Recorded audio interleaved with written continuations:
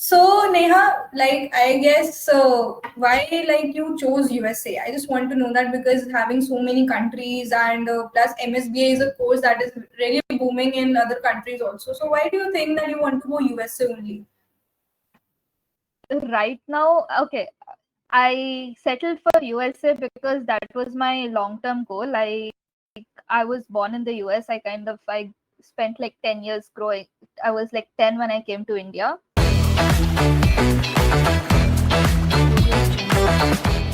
Welcome Neha, welcome to the podcast.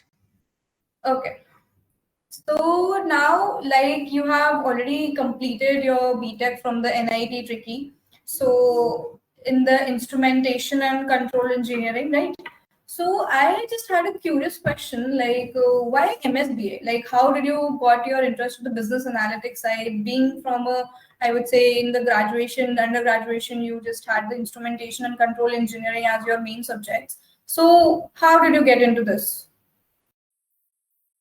So I took a course in college. The course was on data science and AI, and I got really interested in it. I went little more knee deep in it than the course taught me, and I felt like the applications were very versatile throughout all the other courses I took after that. I saw use case scenarios in a lot of the problem solving within my instrumentation control domain, because so instrumentation and control is about sensors, transducers, and automation, and in that particular aspect there's a lot of data coming out of those sensors that needs to be I would say a layer of machine learning or a layer of AI on top of these already smart devices really help, like, automate it to a further extent. uh, this is what really got me into it.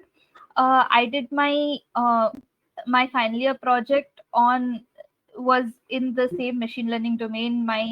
Uh, my internship in college was in the machine learning domain, and during my campus placements, I got placed as a business analyst in a company called Synergy Marine Group.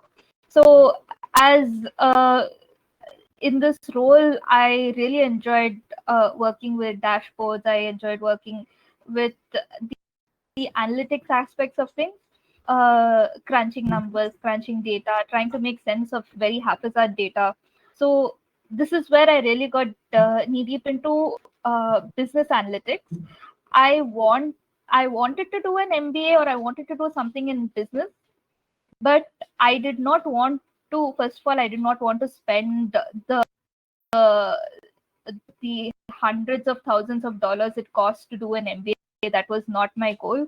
I would say MSBA is a cheaper MBA, but with more applicable skill sets.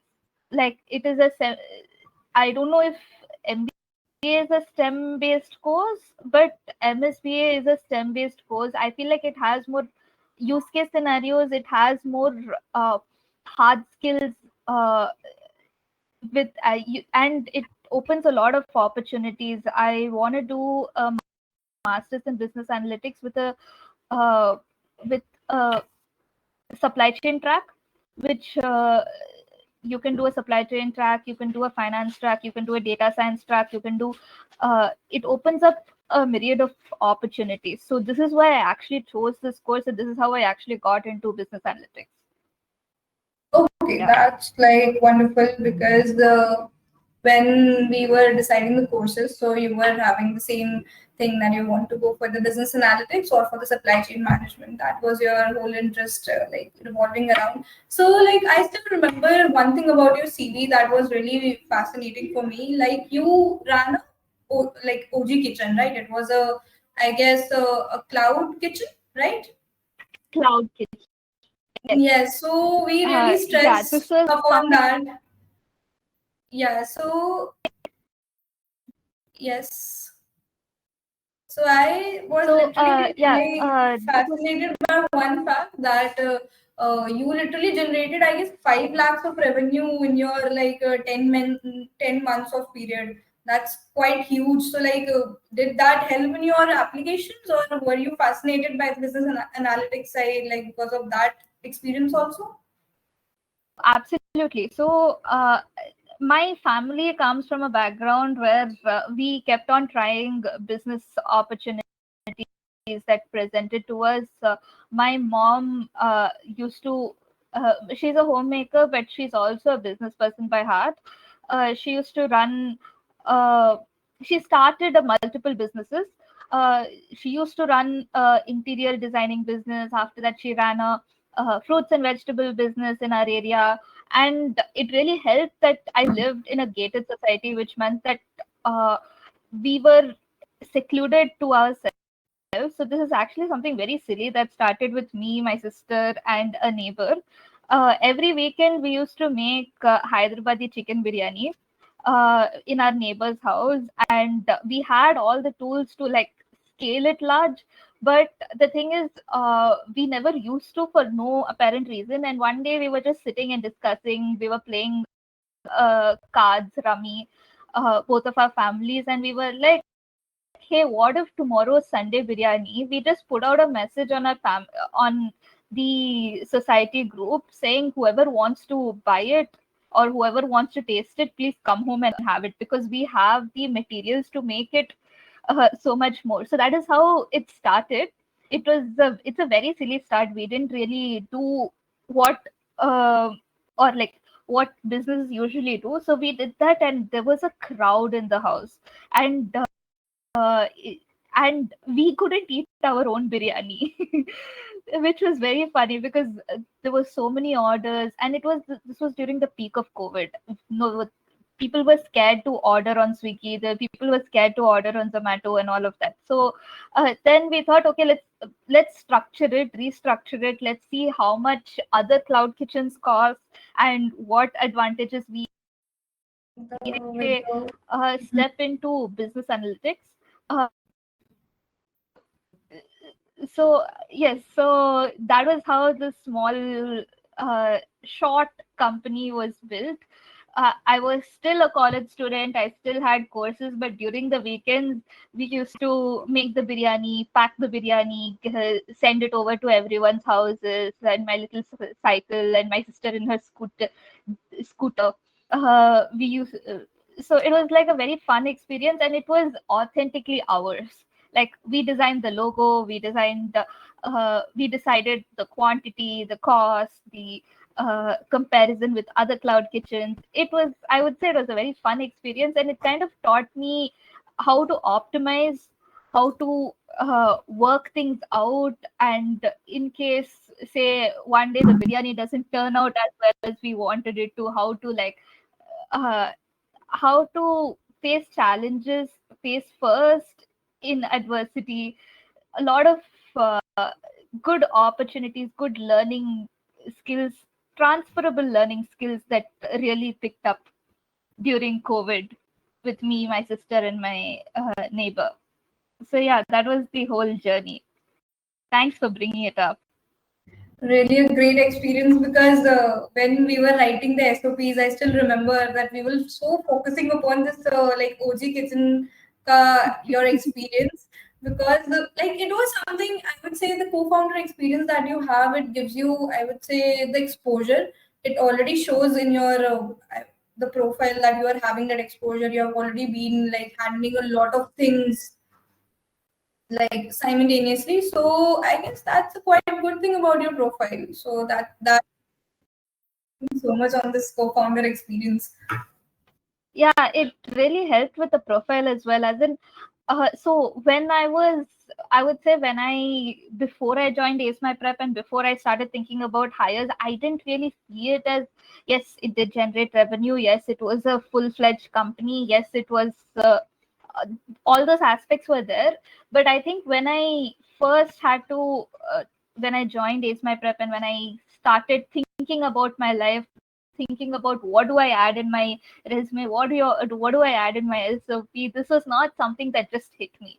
I had to think over it, sleep over it, wonder, oh my gosh, was I a co-founder, or was I uh, yeah, was that experience, did it count as much? And when I actually slept over it, when I thought over it, I realized how much I had learned with my life experiences. So one suggestion would be, absolutely don't underestimate your experiences. Don't underestimate what you want to do or what you have done till date. So I think that is a everything you've done till date counts for where you are. It is not something that has gone in vain. There are so many other things, like my sister and I, we used to bake cookies when we were in school, and we tried to sell it, but it never worked out. But yeah, every failure, every opportunity you took up counts for something. So put it in your SOP, put it in your resume, make it count, and make your journey, document your journey, I would say. I still remember one thing when we had one call and you were saying, yeah, I don't know if I will be able to like crack these dream universities or not. And the next day when we were writing the SOPs, you were like, ki, Sakshi, I think I have so much in my profile to present. So proper shift, like just like one day you're so underconfident that I will be able to crack it or not, and the next day you're like, I have so much to present to my profile. So that was a very good change. I really liked it. I even shared that to my colleagues that like now Neha is really confident, like she can crack a very good school. And when you got your first offer, UT Dallas, we were so confident that you will get the offers from the other universities also. Yeah, I think the first offer. So see, I think we are so used to, one advice I would absolutely have is, we are so used to in an Indian culture, we're so used to having very specific kind of goals, like your grades count, your absolutely they to count. But what a lot of students don't realize is, in India, the way we're structured to think and the way we evaluate our education system is very different from how other countries evaluate a student. They don't just look at good grades and high GPA and high percentages. That's not all they look for. I think, as someone who sat through the whole JEE mains process, NEET process, and all that, the competition is so hard, but it is not the same when you apply abroad. I think it takes a step further to break out of that shell, and to be like, to actually have that, okay, so my experience, my life journey, my qualities actually account for something. And in fact, putting it all together, actually thinking, when I said, when I slept over things and when I actually thought about things, oh yeah, I've done this, I've done that. You do a lot of things without realizing it. It's just out of interest, it's about hobbies, it's about things you do because you want to do them, not because you want to add them to a resume. So I think I've lived a lot want like just doing things and not concentrating on a resume. So when I actually like sit to write a resume, it's like, I've not really done anything. But when you actually go back and look at things, there's a lot you've done, not intending to do it for this purpose, but done for the, it can be used for this. So yes. I still know when the GRE scores came out and you were so stressed that now I do not have a GRE. How will I get into a good ranked university? I had that confidence that you will like crack a good university. So I think that your mindset has changed now. Like I don't think so. The scores do matter, but it doesn't matter so much that you can't crack a good university, I guess. Absolutely. See, I think GRE scores are important. I don't 100% stick by it now. I thought, okay, without a GRE score, it would be really hard or whatever. But with a GRE score, I absolutely would have been GMAT score actually. With that score, I would have been able to apply for a few universities. I couldn't, but now I think I've ended up in a good university. But I think they do count for something, and maybe with the GMAT score, I would have gotten a better scholarship. I got a great scholarship. I'm not gonna lie, but maybe with the GMAT score, it could have been better. That little bit push is what I was looking for. But I Mm-hmm. think it all ended up for the best. I didn't have time to take it again. And yeah, also, if give yourself time, that is one thing I would say.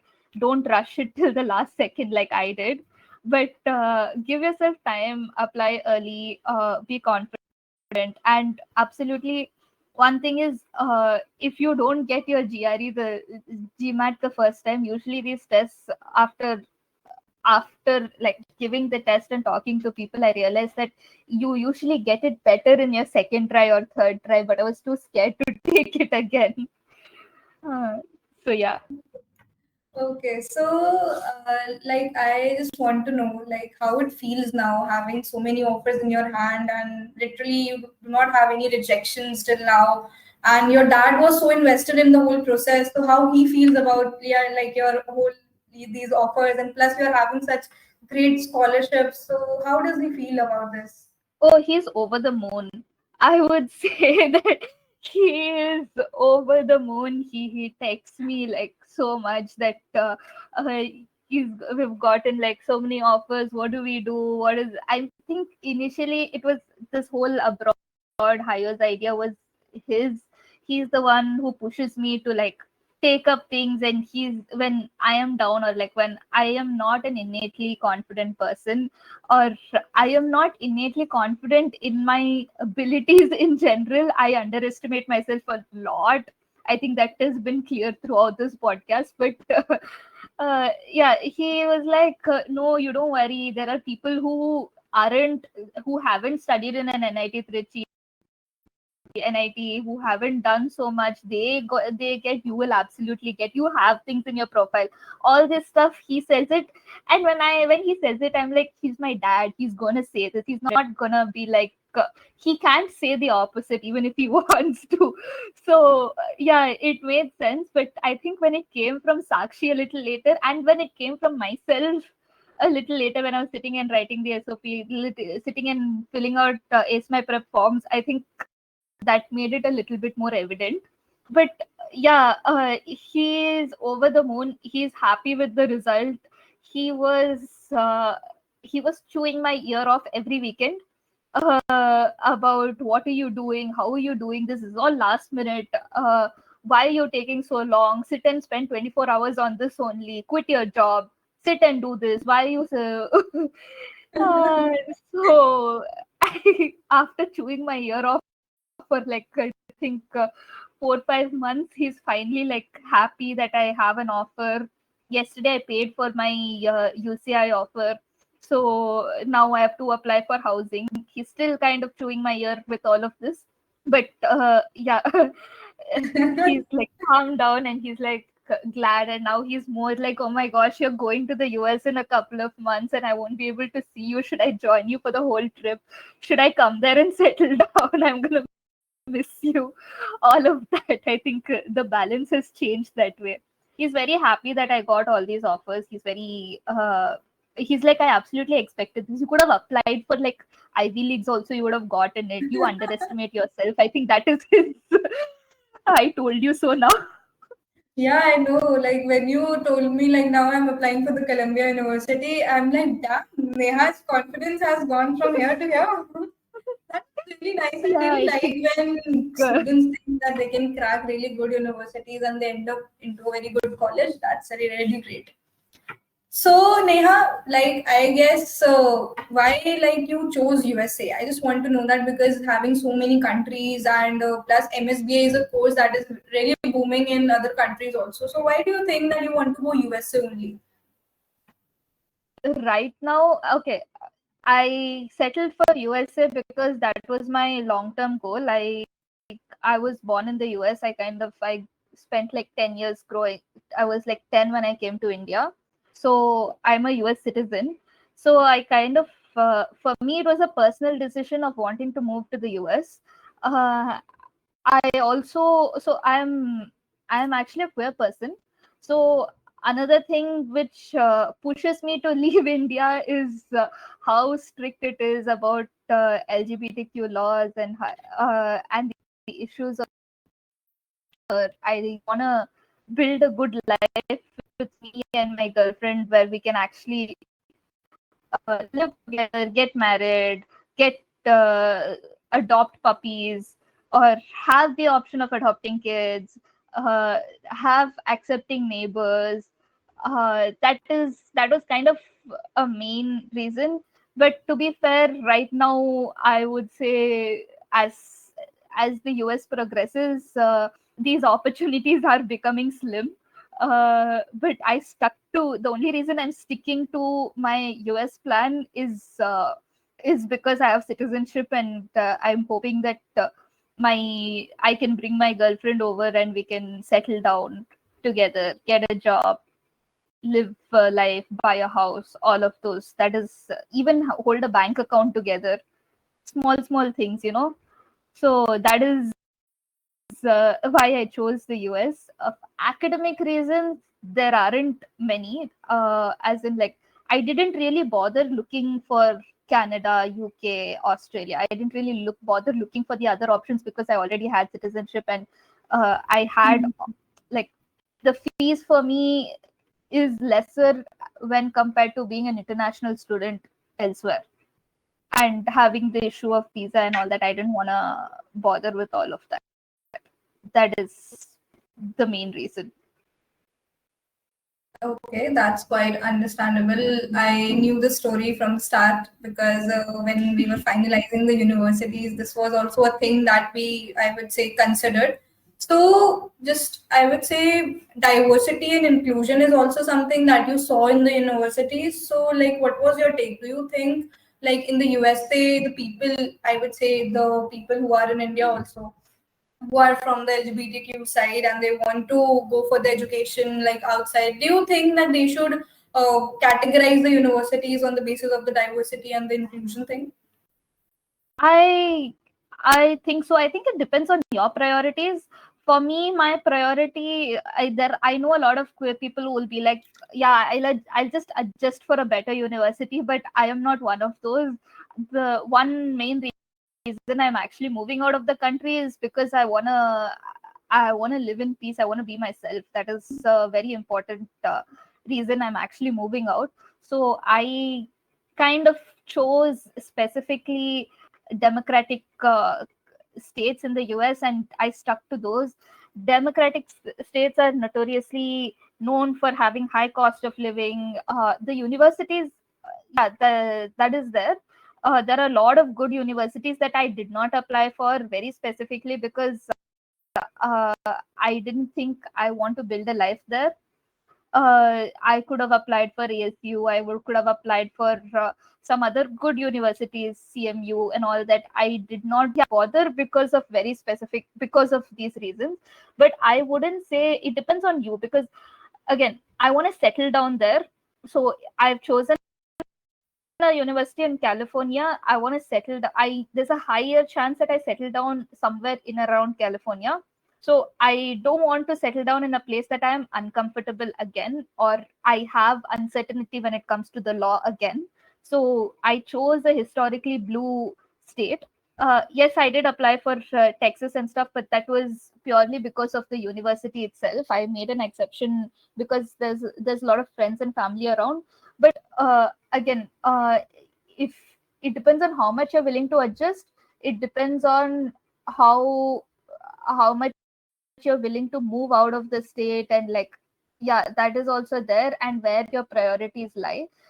If you want a lower cost of living, you want a cheaper lifestyle, cheaper education, whatever, and that takes priority over uh, some fundamental rights you're willing to lose, or you're willing to be discriminated. Or I don't think there is discrimination on college campus, but outside the college campus, if you're willing to adjust with lawmakers making weird rules, then I guess you can. It depends on how you present as well. For queer people, a lot of queer people can just have the privilege of not revealing their identity. For me and my girlfriend, that is not a option.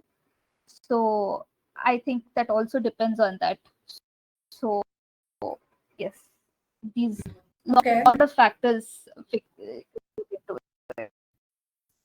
Okay, so there are like quite considerable factors for the students to consider a university. So now if I like just ask like a brief, like how was your application process? Like, do you think that it's too stressful, or do you think like people there who think that they can do it alone, are they right, or they do need some, I would say, experts to guide them upon? So I think, it is expensive to get somebody, but it also depends on the guidance you have. I personally, I have a 9 to 5 job. I do not have the time, or I tried to, honestly. I got a referral. So my cousin brother, who was doing the same process for MBA as well, he recommended me Ace My Prep.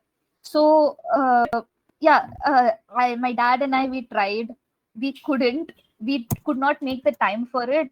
I think, see, if you don't have anything and you're sitting at home and that's all you're doing, yes, you may have the time and effort, but you will not have the expertise career sorry yeah a career counselor would have. That is there. But it also depends on, again, that also depends on you, kind of. But 1 second, sorry. Yeah, I learned a lot from Ace My Prep, starting from attending webinars and stuff to get admission, what is that, admission fee Waivers. remittance and stuff. Hmm. Yeah, I how much ever I spent on this, I think I got way more in returns. I don't think I really paid uh, application fee for any of the colleges. I did not know about that. I I did not have the time to put together all the college list of all the colleges and rate them, rank them, put in the effort of all of that. So I think it makes a large difference in terms of ease for you. Also, writing an SOP, it generally takes months, or like so many takes. But when you have somebody who, so it is, again, SOP, when somebody writes your SOP, it is not that there's a common misconception when somebody writes your SOP, it is not going to be customized to you and all of that. I don't think that applies at all with Ace My Prep, especially because they give you a form and you have to fill like uh, 35 different questions about yourself, and that really got me thinking about myself. That really helped me write my resume, SOP, everything, and actually even gather my own thoughts and like, appreciate myself. It helped me a lot.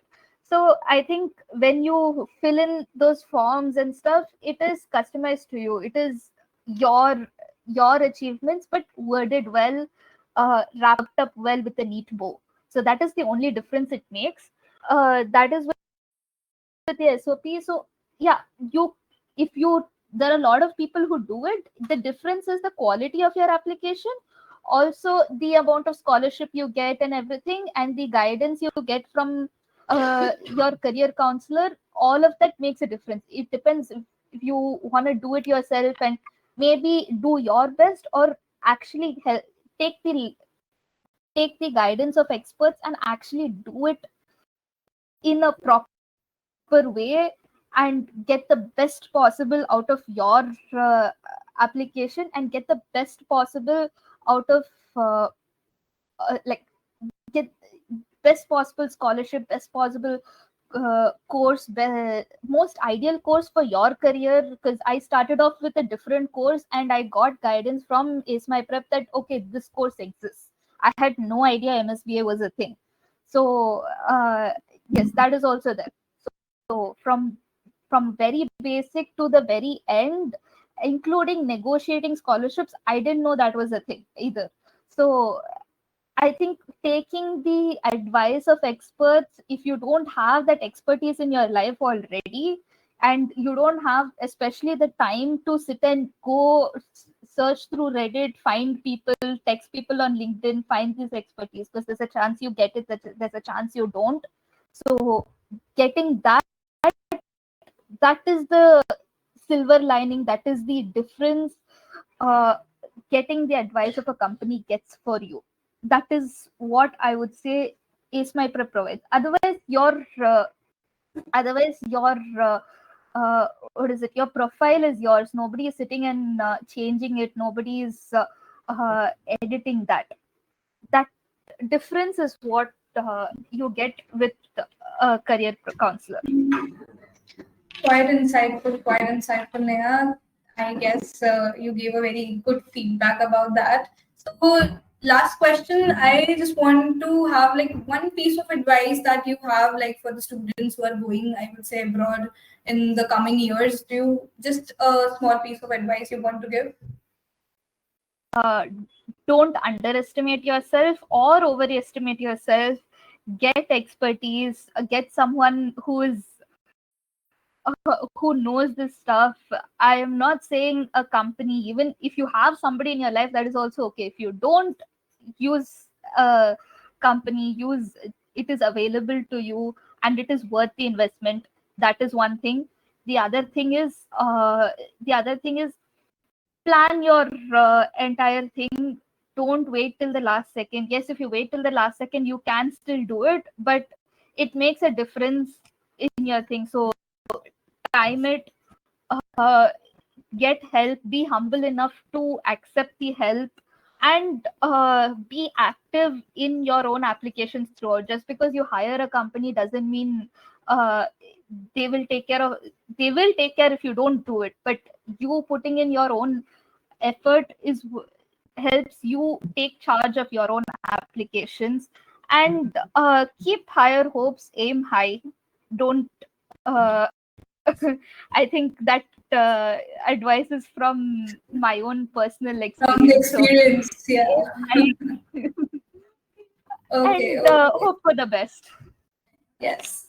So the students already know, like we are hoping for the best. So Neha, this has been like an amazing conversation with you. Your journey is a proof that the strategy, perseverance, and authenticity can take you to the places that you haven't even imagined in your life. Thank you for being here. Thank you for being a part of this podcast. It really means a lot that you took your time. So thank you so much.